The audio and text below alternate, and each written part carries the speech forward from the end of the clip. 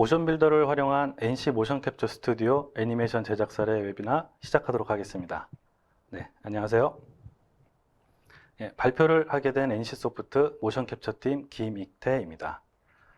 우선 개인적으로 의미가 있는 자리를 마련해 주셔서 감사합니다.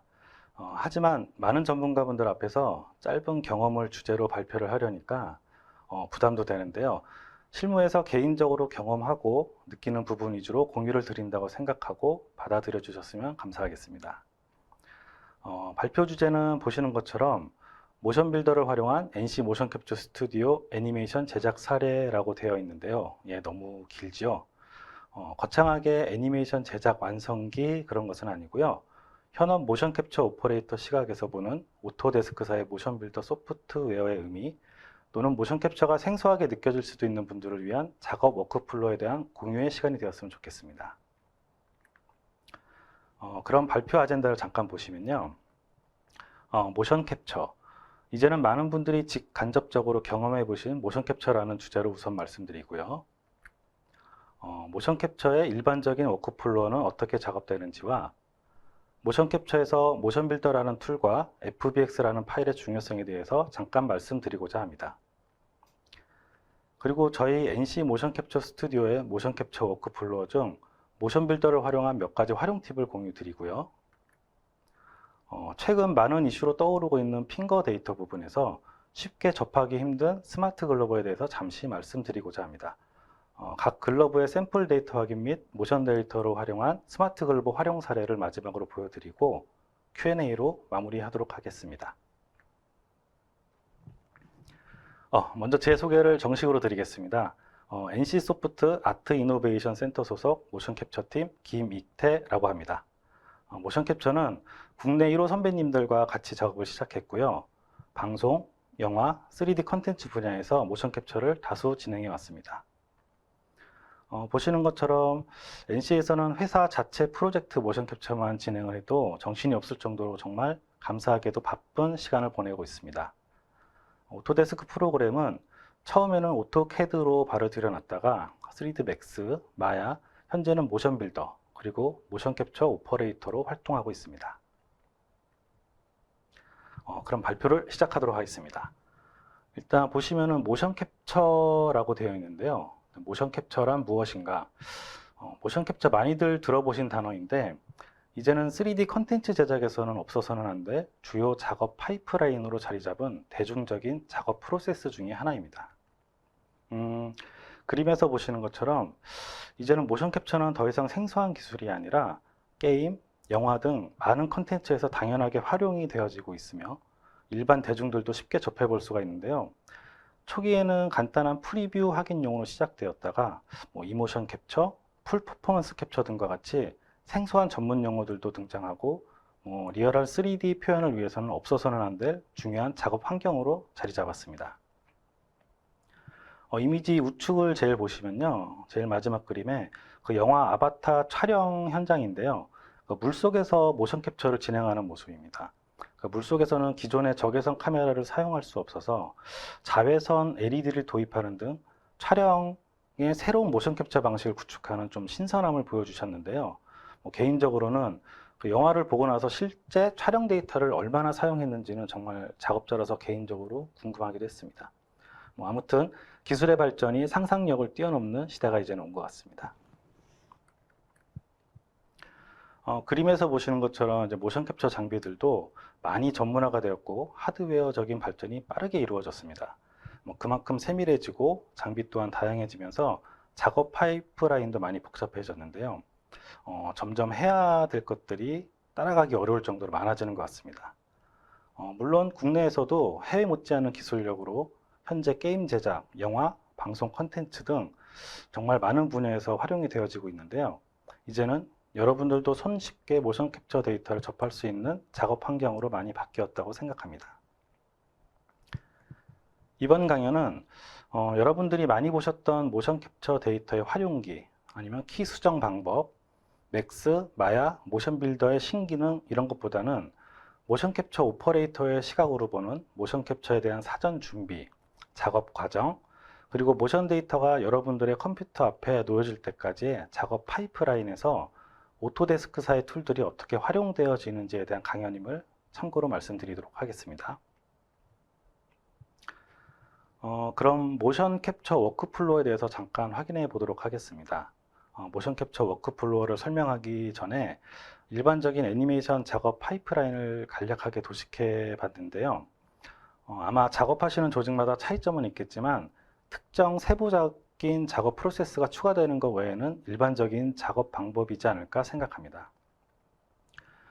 첫 번째로 모션 캡처를 외주 형태로 의뢰해서 작업 가능한 파일 형태로 제공을 받고 모캡 에디팅, 애니메이터들이 모션 빌더나 마야, 맥스와 같은 툴로 모션 데이터를 후 가공하는 방식이 전반적인 프로세스라고 생각이 됩니다. 이 부분이 작업 시간과 투자 시간이 가장 많이 소요되는 부분이라고 생각이 되고요. 그다음에 리타겟, 리깅. 에디팅 파트에서 물론 리깅된 캐릭터를 바탕으로 모션 캡처 데이터를 리타겟 하고요. 키 애니메이션 추가하는 작업은 물론 포함이 되겠죠. 그리고 최종 게임 엔진이나 렌더링 적용을 위해서 익스포트하는 작업이 아마 최종 단계일 겁니다. 여러분들이 이 일련의 작업을 하기 위해서 필요한 모션 캡처 데이터를 제공받기까지의 프로세스는 어떻게 이루어지는지도 잠시 살펴보도록 하겠습니다. 그 전에 모션 캡처 촬영 때 서로 의사소통의 혼선이 종종 발생하기도 하는데요. 모션 캡처의 워크플로우에 대해서 설명하기 전에 간단하게 모션 캡처에서 일반적으로 통용되는 용어들을 확인해 볼 필요가 있을 것 같습니다. 물론 촬영 장소나 업체마다 더 세부적으로 나뉘기도 하고요. 생소한 용어들이 더 많을 수 있다는 점 참고해 주시고요. 먼저 쭉 설명을 드리도록 하겠습니다. 액터라이즈. 모션 캡처 연기자를 말하는 거고요. 액터라이즈는 그 연기자의 기본 포즈를 모션 빌더에서 사용 가능한 기본 포즈로 만드는 파일을 지칭을 합니다. 오퍼레이터는 쉽게 모션 캡처 현장에서 촬영을 담당하고 모션 캡처 장비를 메인으로 관리하는 사람을 말합니다. 클린업이라는 단어는 좀 생소하실 텐데요. 여러분들이 생각하시는 데이터 에디팅이나 혹은 키 후 보정과 달리 광학식 모션 캡처를 진행했을 경우 발생하는 마커 데이터의 정리 및 복원 작업으로 이해하시면 되겠습니다. 로우 데이터는 위에 말씀드린 클린업 작업을 진행하지 않은 촬영 원소스 데이터를 가리킵니다. 자이로 슈트로 촬영할 경우에는 클린업 단계가 별도로 필요하지 않은 경우도 있는데요. 로우 데이터 자체가 파이널 소스라고 생각하시면 되겠습니다. 네, 프리뷰. 프리뷰는 모션 캡처 촬영날 모션 빌더나 엔진에서 캐릭터로 동작을 실시간 확인하는 것을 말합니다. 그러려면 최종 동작에 확인이 필요한 캐릭터 리소스를 촬영 전에 모션 캡처 스튜디오에 제공해서 미리 세팅이 필요하기도 합니다. 참고하시기 바랍니다. 캐릭터 리타겟은 말 그대로 모션 데이터를 뼈대본이나 캐릭터에 매핑시키는 작업입니다. 모션 캡처에서 이 작업을 진행할 수도 있고요. 아니면 여러분들이나 최종 작업자가 클린업이 완성된 데이터를 바탕으로 직접 작업을 하기도 합니다. 다음은 데이터 에디팅인데요. 앞서서 말한 클린업이라는 좀 다른 용어고요. 캐릭터에서 최종 베이크 하기 전에 모션 동작을 수정 및 편집하는 과정입니다. 보통 애니메이터 분들이 주로 병행으로 많이 작업하시는 단계이고요. 지금 보시면은 캐릭터 리타겟하고 데이터 에디팅은 같은 파란색으로 표기가 되었는데 데이터 에디팅 부분이 리타겟에 포함돼서 말씀하시는 분들도 많이 계시니까 구분해서 참고하시면 좋을 것 같습니다. 다음은 디렉터인데요. 앞서 말한 오퍼레이터와는 좀 다르게 모션 캡처 촬영 때 해당 컷 및 클립마다 진행과 컨펌을 담당하는 사람입니다. 보통 촬영 클라이언트 업체의 담당자 분들이라고 생각하시면 되겠습니다. 이렇게 간단하게 액터라이즈, 오퍼레이터, 클린업, 로우 데이터, 프리뷰, 캐릭터 리타겟, 데이터 에디팅, 디렉터 간단하게 모션 캡처 촬영할 때 사용하는 용어를 살펴봤는데요. 아무래도 보통 견적이나 비용 산정 때 아니면 최종 데이터 납품 때 용어들을 서로 이해하고 있으면 더 커뮤니케이션 하기에 편하지 않을까 생각을 합니다. 그럼 모션 캡처의 일반적인 워크플로우에 대해서 간단하게 설명드리도록 하겠습니다. 액터라고 되어 있는데요. 제일 중요할 수도 있는 액터 섭외가 우선 이루어지게 됩니다. 모션 캡처는 액터의 연기력, 표현력에 따라서 전체적으로 성패가 좌우될 수 있기 때문에 매우 중요한 단계라고 할 수 있습니다. 모션 캡처 전문 액터는 우리나라에는 아직 보편화되지 않아서 각 스튜디오마다의 액터 관리도 매우 중요한 부분 중에 하나입니다. 다음은 캐릭터 셋업 단계인데요. 이 과정에서 오토데스크의 모션 빌더라는 소프트웨어가 일반적으로 사용되고 있습니다.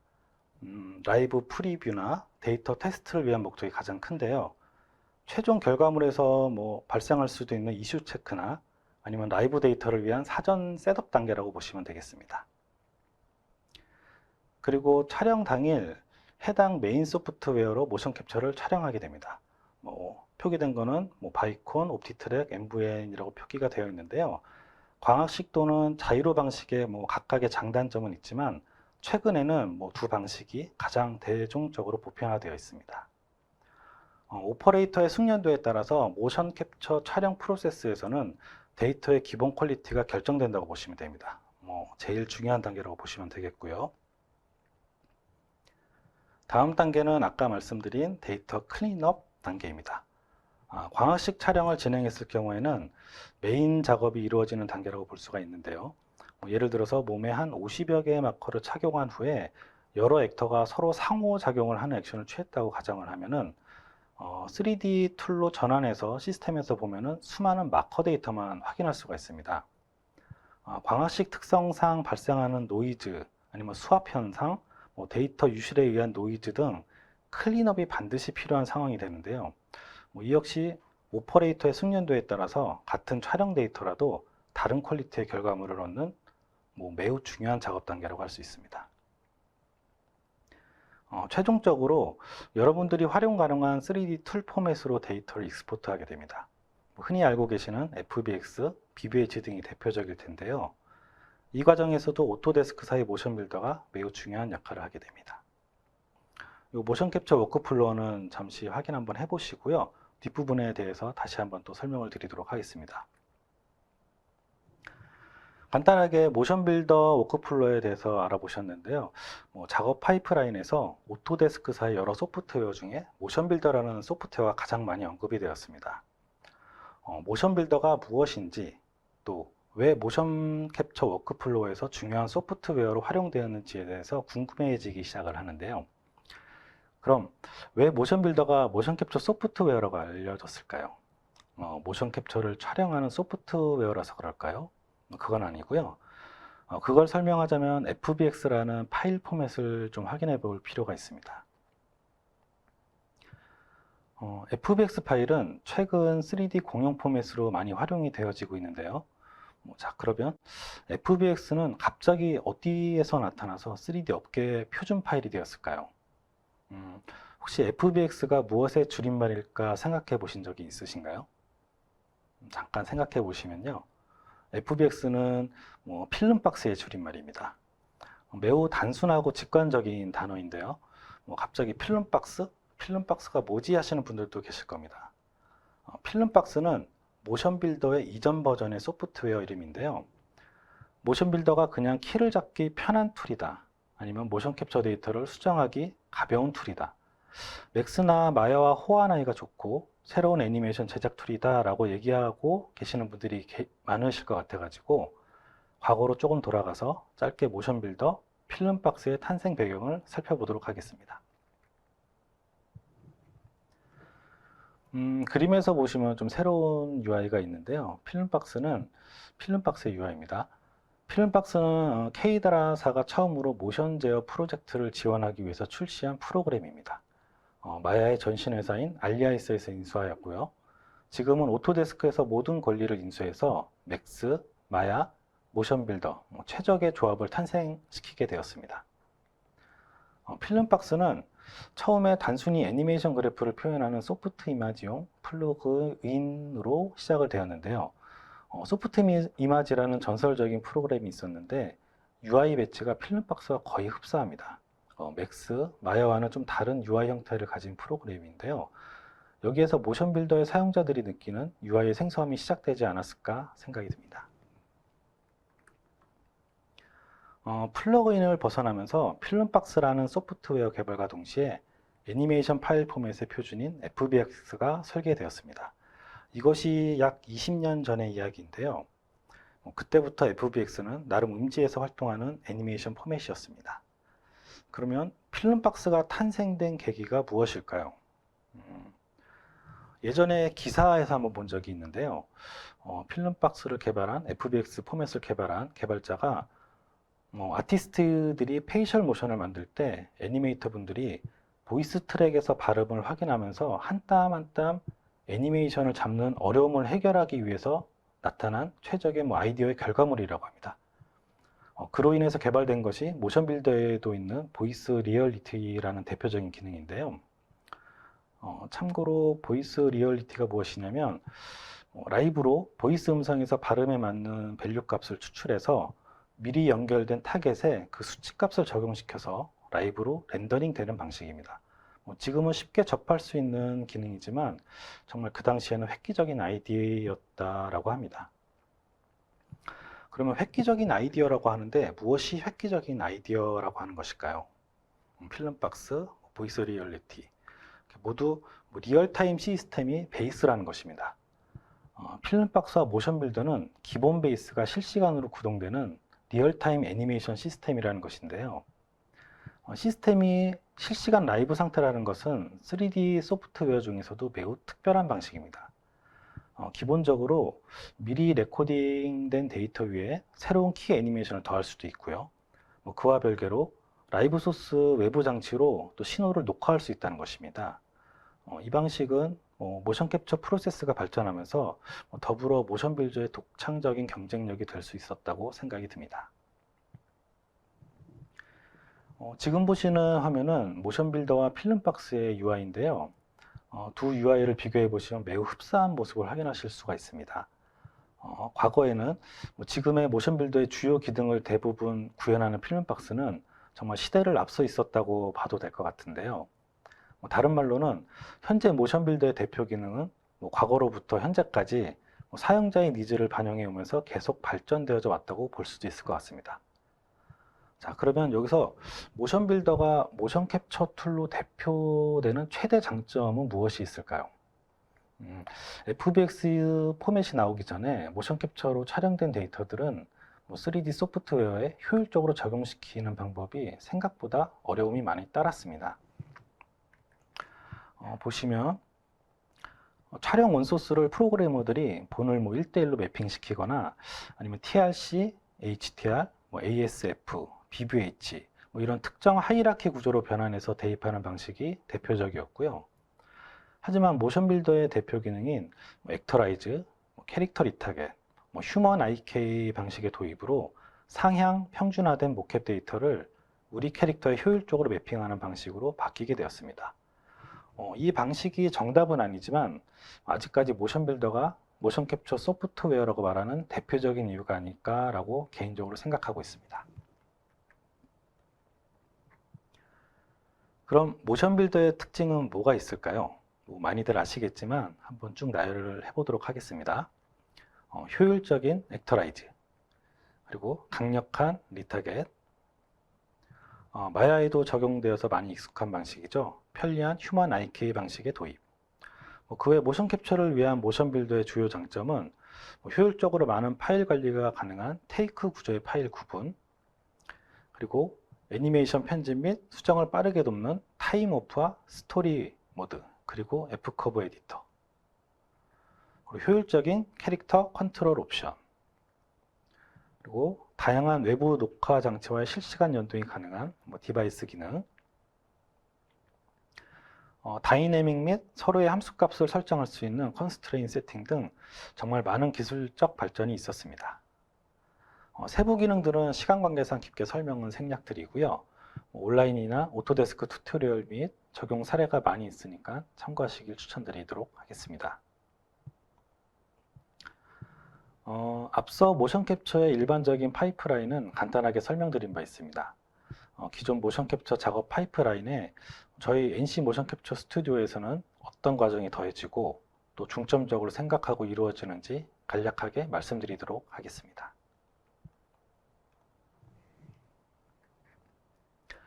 우선 아까 보셨던 일반적인 워크플로우는 비슷합니다. 액터, 캐릭터 셋업, 모캡, 데이터 클린업, 데이터 익스포트 과정은 비슷하고요.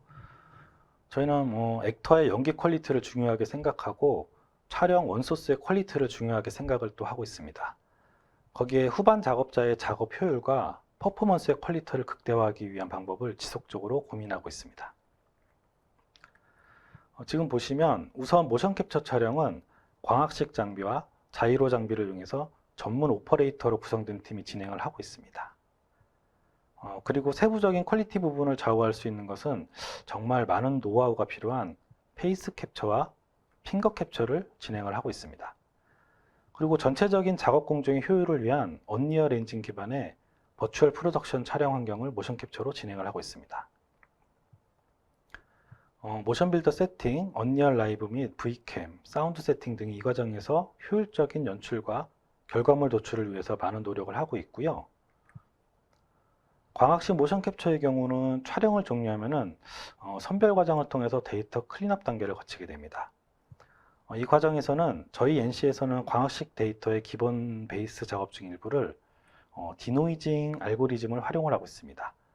디노이징 알고리즘이라고 하시면 처음 듣는 단어이실 텐데요. 잠시 설명을 드리도록 하겠습니다. 광학식 마커 클린업 단계에서 가장 많은 시간을 할애하는 것이 바로 마커 복원 작업입니다. 아까 말씀드린 클린업 단계인데요. 저희는 전문용어로 구슬 깨기 작업이라고도 합니다. 동영상을 잠깐 확인해 보실게요.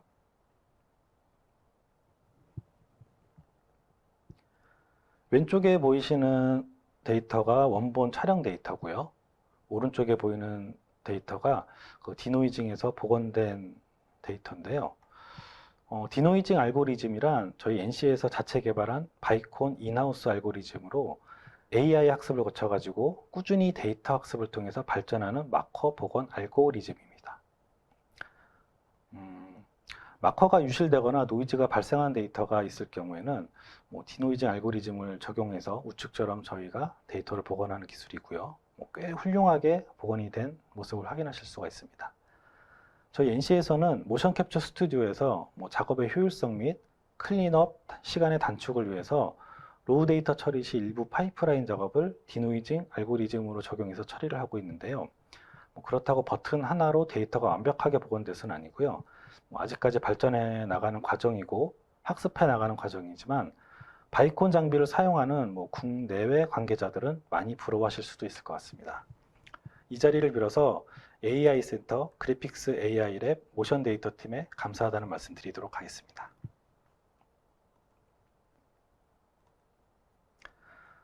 그리고 바디 모션 캡처와 별개로 많은 노하우가 필요한 페이스 캡처와 핑거 캡처가 있습니다.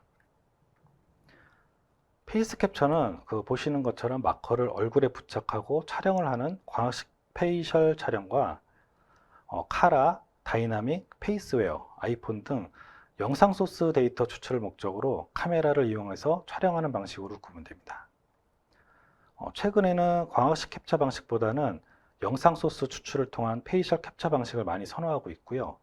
페이스 캡처는 또 다른 어나더 레벨의 방식이라 이 정도로 간단하게 소개만 드리도록 하겠습니다.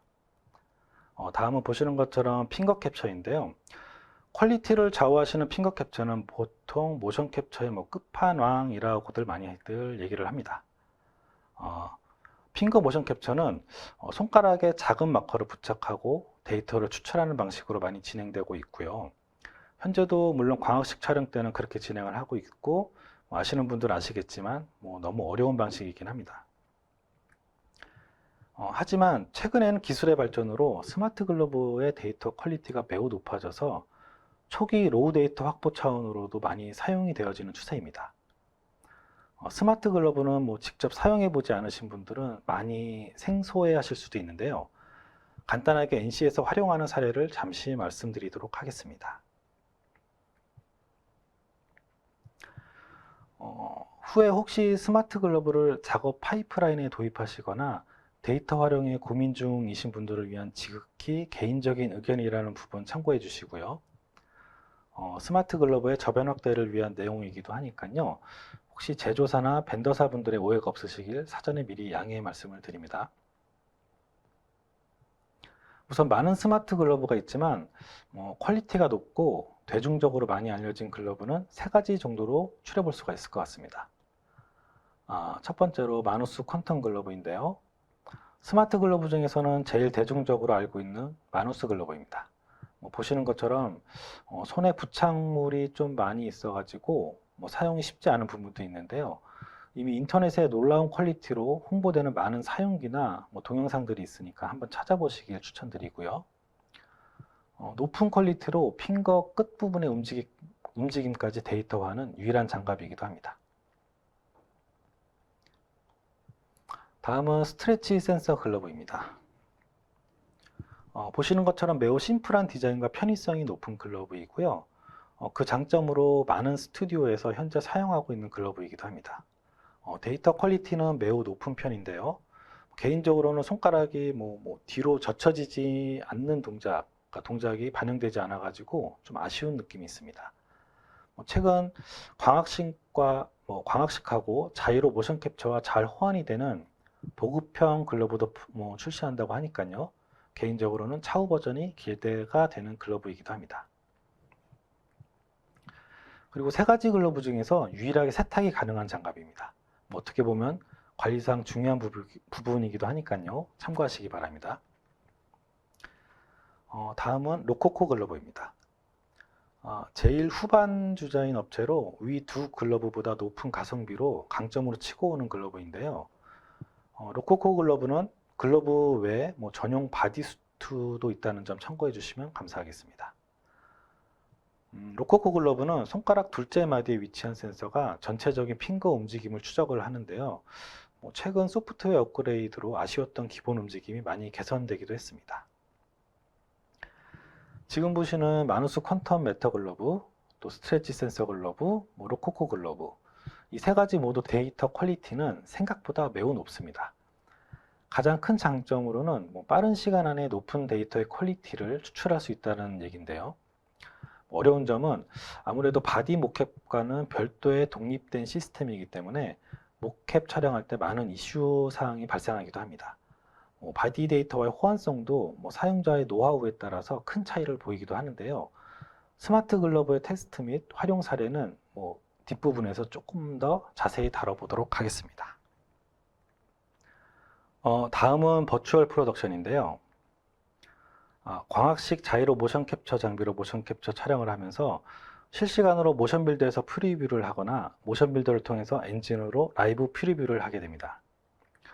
물론 기본적인 라이브 프리뷰에 스마트 글러브 세팅 및 페이셜 세팅이 더해지게 되고요.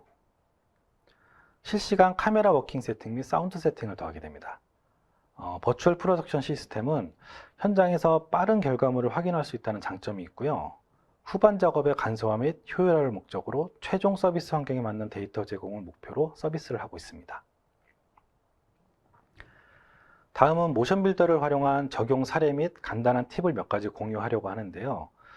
모션 빌더의 세부 기능은 이미 많은 튜토리얼이나 영상에서 종종 소개가 되었으니 세부 기능은 조금 더 전문적인 튜토리얼을 확인해 주시길 다시 한번 말씀드리고요. 개인적으로 오토데스크 홈페이지에 생각보다 잘 정리된 튜토리얼이 있으니 참고하시기 바랍니다.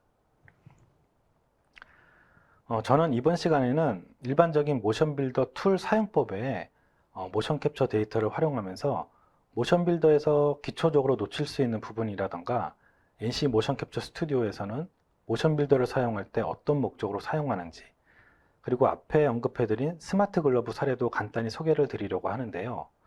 참고로 스마트 글러브는 쉽게 접해보기가 힘든 장비라고 생각되기에 간접적으로 비교도 해보시라는 생각으로 준비를 했으니까 참고해 주시기 부탁드리겠습니다.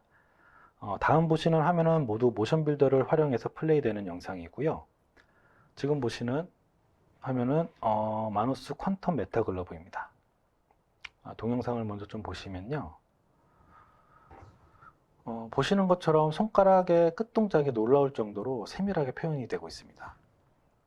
모션 빌더에 무리 없게 링크가 돼서 구동되는 모습이고요. 마누스 글러브의 특징이 손가락이 좀 뚝뚝 자석처럼 끊겨 보이는 현상이 보이기도 하는데 모션 빌더 내 필터 기능이나 그래프 에디터에서 조정을 해서 사용이 가능한 부분입니다. 그리고 30프레임으로 촬영이 되기 때문에 익스포트를 30프레임으로 하시게 되면 육안상으로 크게 티가 나지는 않으니까 한번 확인해 보시기 바라고요. 그리고 MVN 자이로 모션 캡처 장비와는 다이렉트로 인티그레이션 되는 장점이 있습니다.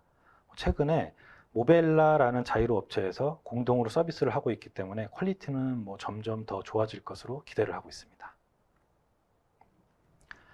다음은 스트레치 센서 글러브입니다.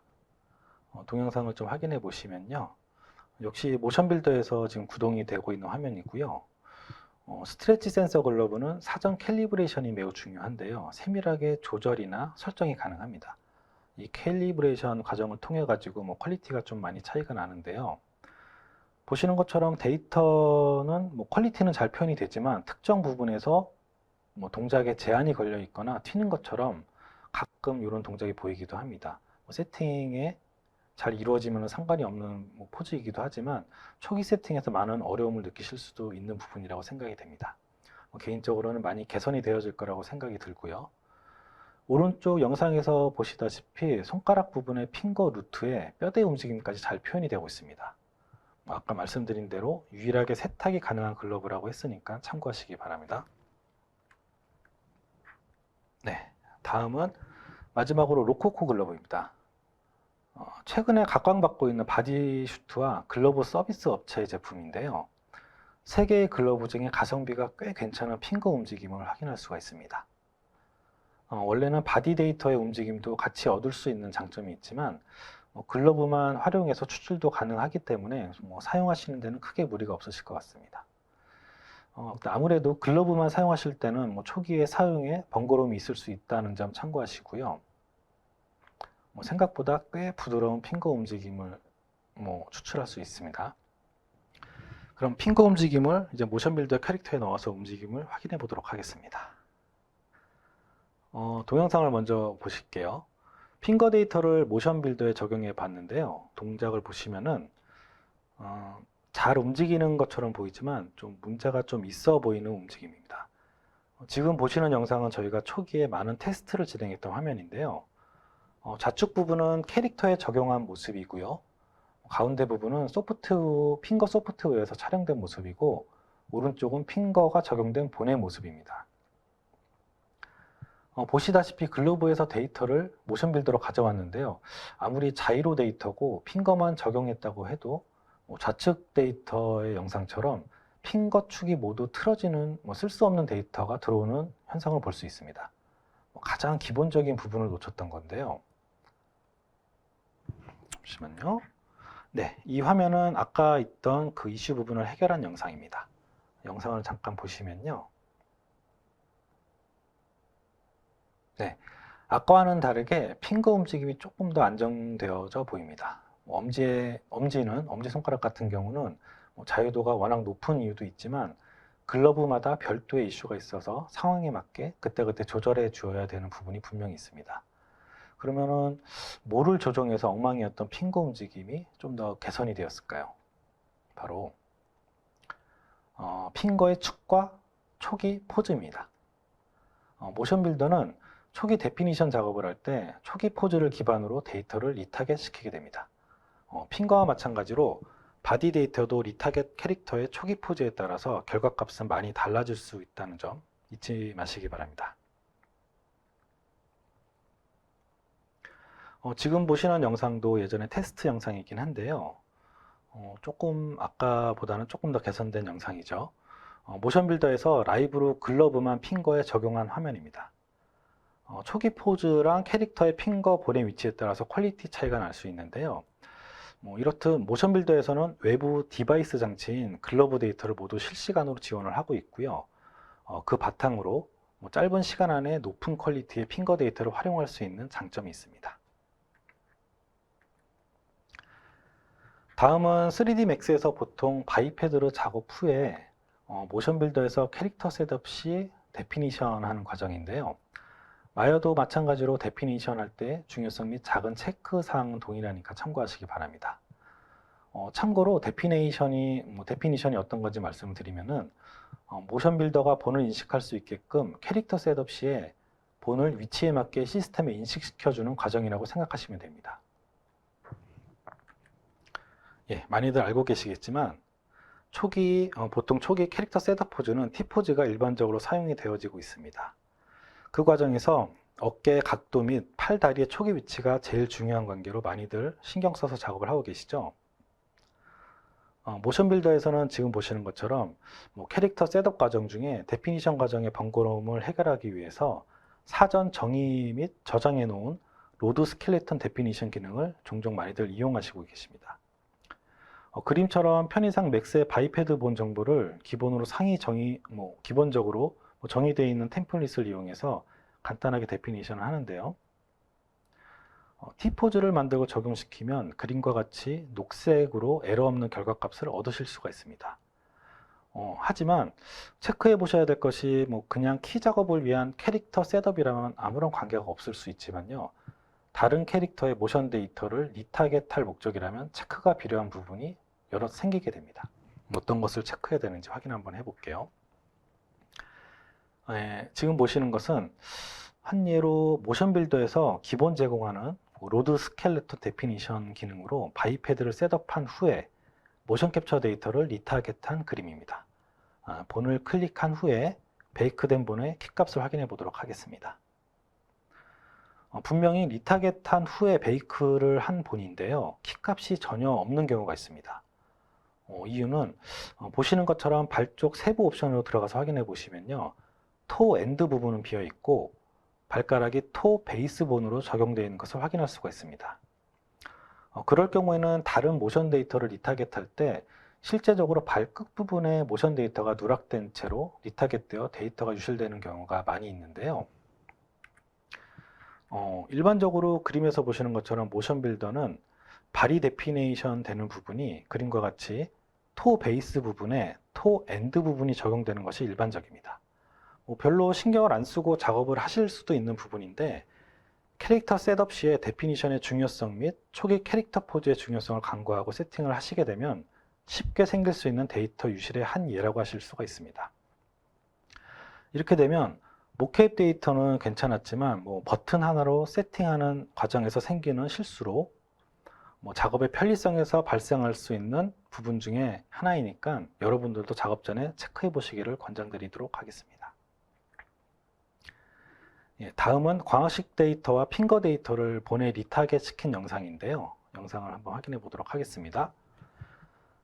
저희가 모션 빌더를 사용할 때 리타겟 할 때 많이 신경 쓰는 부분이기도 합니다. 먼저 노란색 본 좌측 영상을 보시면은 노란색 본이 모션 캡처 후에 여러분들이 받으실 수 있는 데이터 본이고요. 한번 데이터를 확인해 보실게요. 보시기에 어떠신가요? 액터의 움직임과 많은 다른 본의 움직임을 보실 수가 있는데요. 원본 데이터를 확인하지 않고는 쉽게 알 수 없는 부분이기도 하고 데이터의 움직임도 매끄러워 보이지가 않습니다.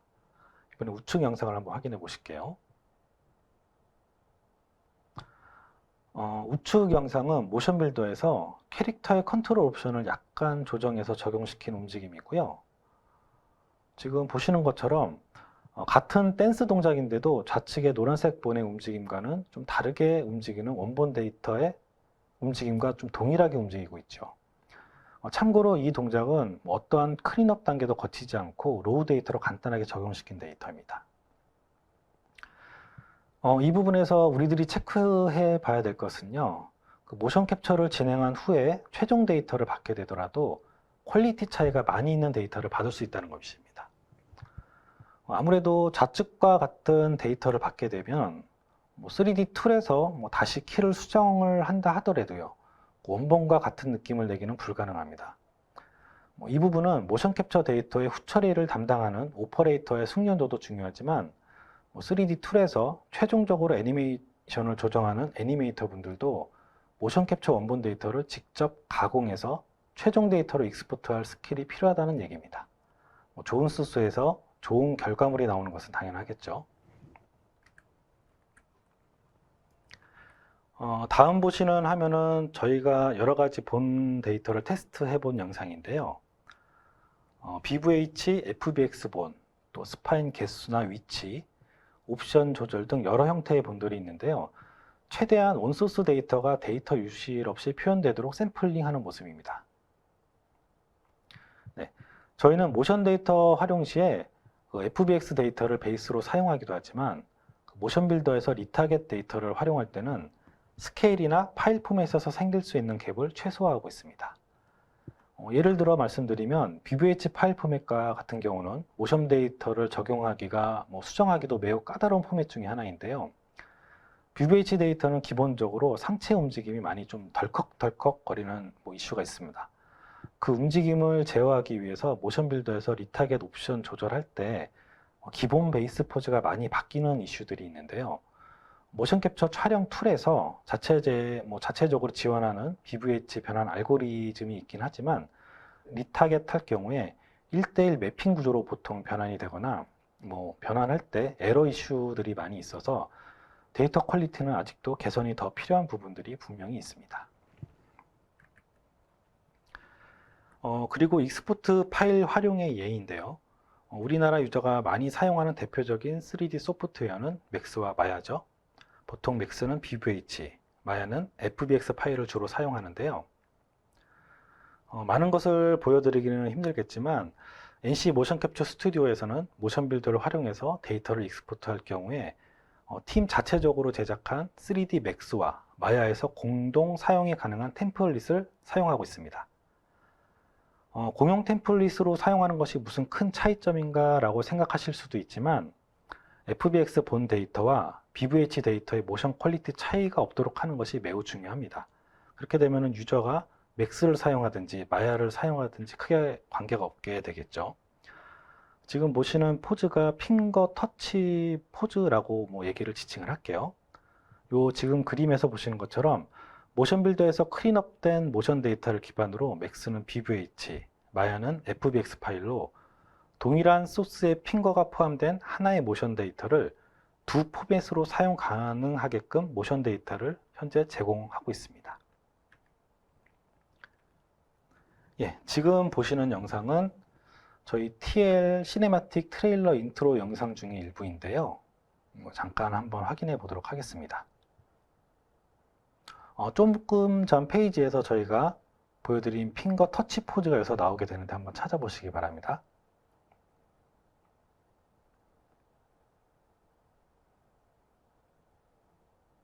네, 여기서 나오네요.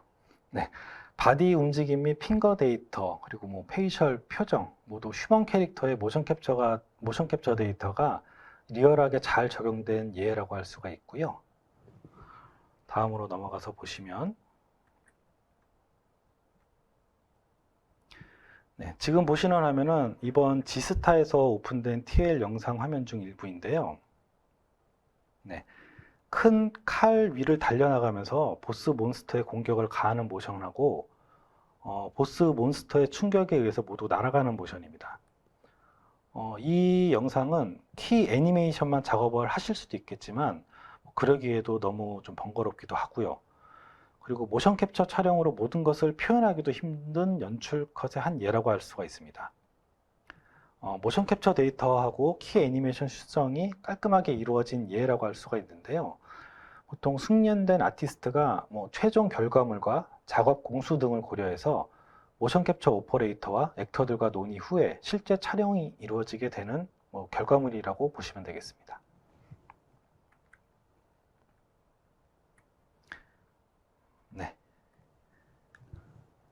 다음 보시는 화면은 저희 모션 캡처 스튜디오에서 언리얼 버추얼 프로덕션 구성의 예를 간단하게 연출한 영상입니다.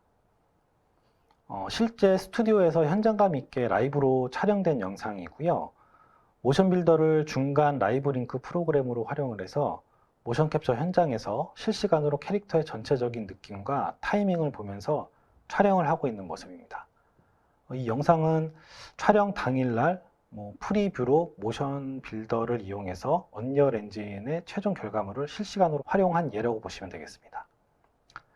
물론 더 높은 퀄리티를 위해서 그 아티스트가 최종 키 편집은 해야 되겠지만 모션 캡처 촬영과 동시에 리얼타임으로 최종 퀄리티를 어느 정도 예상하면서 촬영을 진행할 수 있다는 장점이 있습니다. 꽤 리얼하고 멋있는 영상이 나왔죠.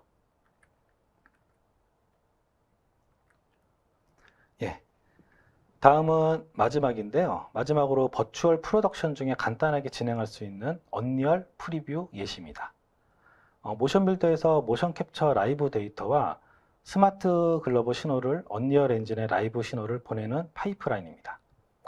모션 빌더를 활용한 언리얼 라이브 적용 방법은 인터넷에 많이 표현된 튜토리얼들이 많으니까요. 참고하시길 추천드리고요. 어떤 영상이냐면요. 제 아바타인데 생각보다 비슷하게 나옵니다. 동영상을 한번 클릭해 보도록 하겠습니다.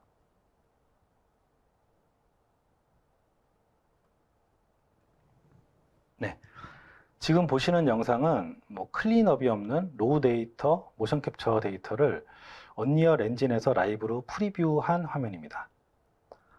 모션 빌더에서 광학식 바디 모션에 스마트 글러브의 핑거 데이터를 적용시켜서 언리얼 엔진으로 라이브 링크를 보내서 캡처한 화면이고요. 페이셜은 적용을 안 해서 지금 무표정하게 나오는 것이고요. 자연스러운 어깨 움직임과 손목, 손가락 모션을 확인하실 수가 있습니다. 모션 빌더를 이용하시면 간단한 포즈 조절 및 리타겟 옵션, 수치값 변경만으로도 실시간으로 캐릭터를 간단하게 조정할 수 있는 장점이 있습니다. 핑거와 바디 움직임은 지금 보시는 것처럼 잘 표현이 되고 있습니다.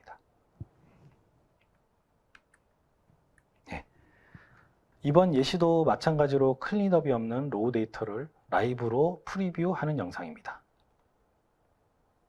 지금 보시는 것처럼 제가 의자에 앉아 있는 모습인데요.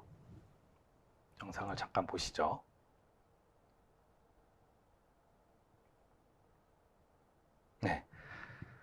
모션 빌더에서 자이로 시스템, 스마트 글러브 핑거 데이터를 캐릭터의 라이브로 리타겟 시킨 후에 언리얼의 라이브로 링크로 연결한 영상입니다. 페이셜은 다이렉트로 언리얼에서 별도로 적용을 시켰고요.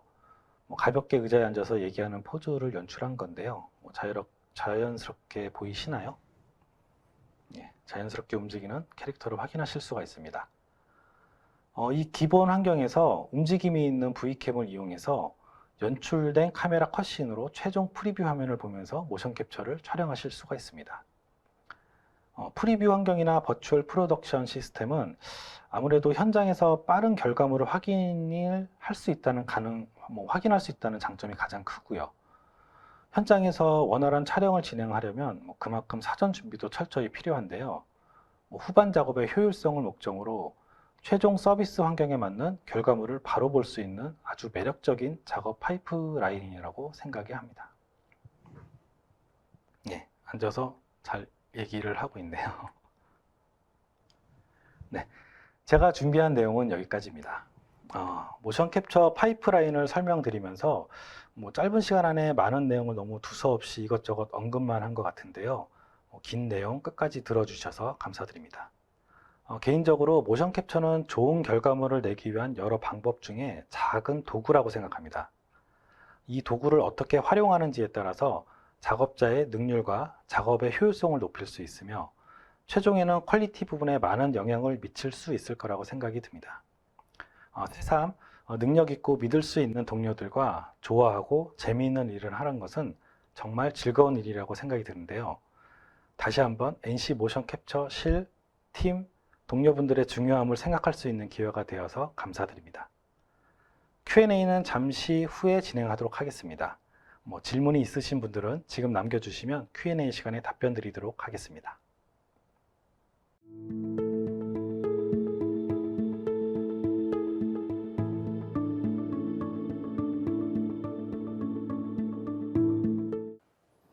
네, 오래 기다리셨습니다. 그럼 지금부터 Q&A 세션을 진행하도록 하겠습니다. 웨비나를 등록하신 분 중에 많은 분이 사전 질문을 남겨주셨는데요. 일부 사전 질문에 대한 답변을 먼저 드리도록 하겠습니다. 먼저 조한나님의 질문인데요.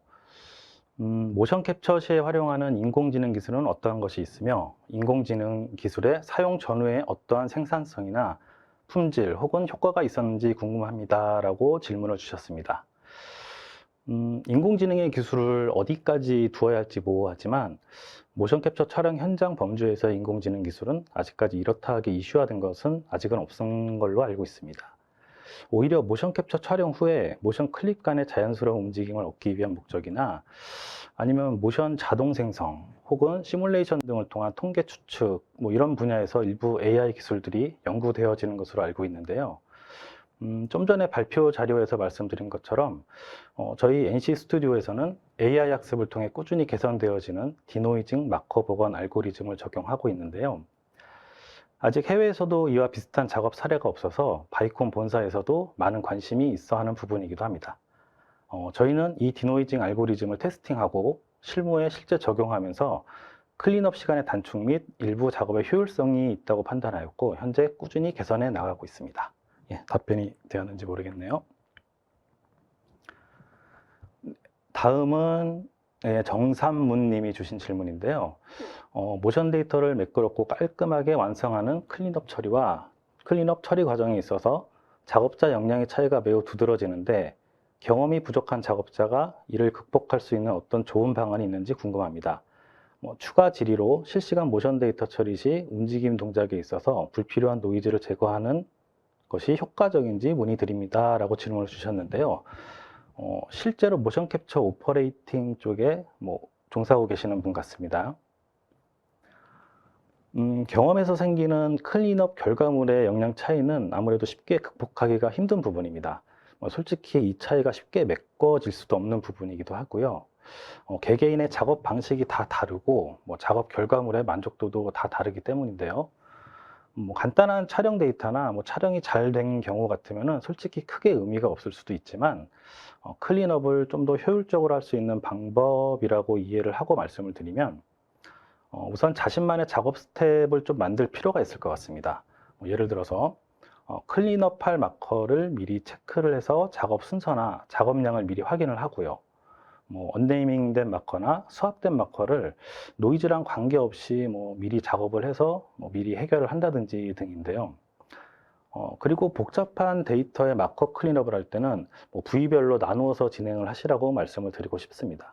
예를 들면은 왼쪽 팔이면 왼쪽 팔, 오른쪽 손이면 오른쪽 손을 프레임 끝까지 다른 마커의 노이즈나 갭이나 이런 것들은 신경을 안 쓰고 작업을 하는 방식인데요. 어려운 데이터를 초심자가 바디 마커의 모든 마커를 신경을 쓰면서 매 프레임마다 왔다 갔다 하면서 작업하기는 정말 힘든 부분입니다. 작업이 안 끝날 수도 있는 부분인데요. 일단 처음에는 부위별로 신경을 쓰면서 작업하는 스킬을 키워나가시기를 추천드리겠습니다. 그리고 추가 질의의 실시간 모션 데이터 처리 시 실시간으로 노이즈 제거 방법은 아직까지는 아쉽게도 없습니다. 실시간 노이즈가 생기지 않도록 카메라 세팅이나 아니면 카메라가 마커를 읽는 값이라든가 촬영 환경 등이 우선 잘 구성이 되어져야 될 것이라고 생각을 합니다. 네. 다음은 원병찬 님이 주신 질문인데요. 모션 캡처 시 모델은 아무나 가능한가요? 등장 캐릭터와 비슷한 체형의 캐릭터를 따로 구하나요? 아무래도 비슷한 체형의 배우가 연기를 하면 더 자연스럽고 사후 처리도 덜 필요할 것 같긴 한데요. 라고 질문을 주셨습니다. 우선 휴먼 형태의 캐릭터에 적용을 하자고 하면은 모델에 큰 제약은 별도로 없긴 합니다. 다만 액터의 연기력에 따라서 결과물에 많은 차이가 날 수 있으니까 오퍼레이터나 아니면 디렉터와의 커뮤니케이션이 가능하고 실시간 현장 요청에 피드백이 가능한 모델을 더 선호하는 추세이긴 합니다. 그리고 아무래도 캐릭터와 비슷한 체형의 액터라면 신체 부위별로 좀 더 자연스럽고 액팅에 효과적인 것은 사실입니다. 저희도 실제 촬영 때도 캐릭터 외형에 맞게 액터분 외형에 여러 프랍 같은 것을 부착을 하고 촬영을 진행을 해서 액터분의 몰입도도 증강시키고요. 실시간 표현에 효율적으로 촬영을 진행을 하고 있습니다. 중요한 부분인데요. 다만 모델 리허설 때는 상당히 좋았는데 막상 모션 캡처 슈트를 입고 촬영 세팅에 이것저것 부착을 하고 여러 사람들 앞에서 정작 촬영이 들어갈 때는 리허설과 다르게 정말 내면의 연기만 하시는 모델분도 간혹 있으니까요. 충분히 고려하셔가지고 판단하시기 바랍니다. 네, 다음은 주창원님과 백민준님의 주신 질문인데요. 현재 업계 동향 및 앞으로의 발전 방향에 대해서 문의드립니다. 그리고 요즘 개발 중인 프로젝트의 R&D 방향성과 이슈에 대하여도 궁금합니다. 라고 질문을 주셨습니다. 현재 개발 중인 프로젝트와 R&D를 별도로 언급하기는 힘들고요. 3D 동향이라고 하면은 또 너무 방대해지니까 모션 캡처에 대해서 국한돼서만 말씀을 드려보도록 하겠습니다. 현재 게임이나 버추얼 아바타, 메타버스 시장 등이 활성화되면서 모션 캡처에 대한 수요가 많이 활발해진 것은 사실입니다.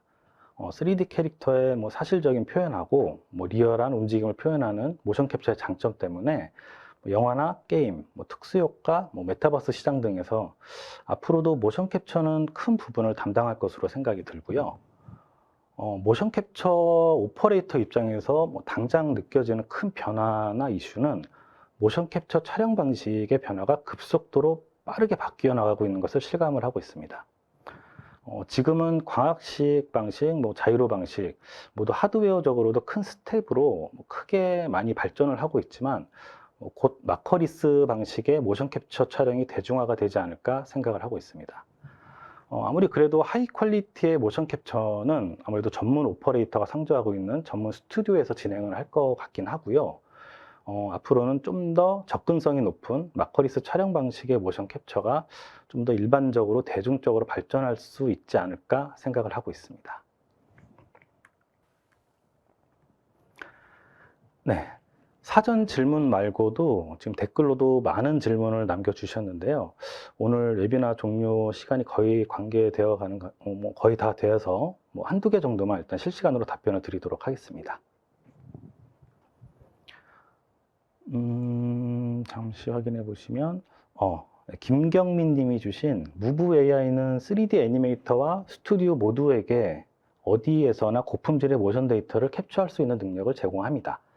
슈트나 마커가 필요하지 않으며 단일 및 다중 카메라를 지원합니다. 이 기술이 전통적인 모션 캡처를 대체할 가능성이 있다고 생각하십니까? 라고 질문 주셨는데요. 정말 좋은 질문이라고 생각합니다. 일단은 무브 AI는 아까 제가 말씀드린 마커리스 모션 캡처 방식 중에 하나의 방식이 되겠죠. 근데 무브 AI는 아직까지는 퀄리티 면에서 기존에 검증된 광학식 방식, 자이로 방식보다는 퀄리티가 조금 떨어지는 상황이긴 합니다. 그래서 전문 스튜디오에서는 검증된 장비로 촬영을 하는 것을 더 선호를 하고요. 그리고 보통 일반 스튜디오에서도 촬영을 하게 되면 하루에 수백 컷의 클립을 찍게 되는데 아무래도 영상 기반의 촬영, 모션 캡처 촬영을 데이터를 업로드하고 다시 받아가지고 그것을 확인을 하고 다시 관리를 한다는 많은 어려움이 있긴 합니다. 물론 퀄리티 면에서도 프레임 드랍이라든지 아니면 모션이 뒤집어진다든지 여러 가지 문제가 있긴 하고요. 근데 퀄리티는 계속 발전이 되어질 것으로 생각을 하고요. 일반 대중들은 좀 더 쉽게 접근을 해서 서서 촬영하는 라이브 방송이라든지 이런 쪽으로 R&D나 캡처 촬영은 충분히 진행을 할 수 있을 거라고 생각을 합니다. 앞으로도 많이 발전할 것으로 생각이 들고요. 그리고 이호승 님이 주신 질문인데요. 애니메이션 제작에서 모션 캡처와 키프레임 애니메이션을 효과적으로 결합하는 방법이나 노하우가 궁금합니다. 라고 질문을 주셨습니다. 이거는 정말 예전부터 계속 고민이 되는 모션 캡처와 키 애니메이션의 관계의 문제이기도 하고 고민이기도 하죠. 그래서 키프레임 애니메이션을 리얼한 캐릭터에다 적용을 하느냐 아니면 정말 SD 캐릭터에 적용을 하느냐에 따라서 조금 더 많이 바뀌어질 거라고도 생각이 들고요.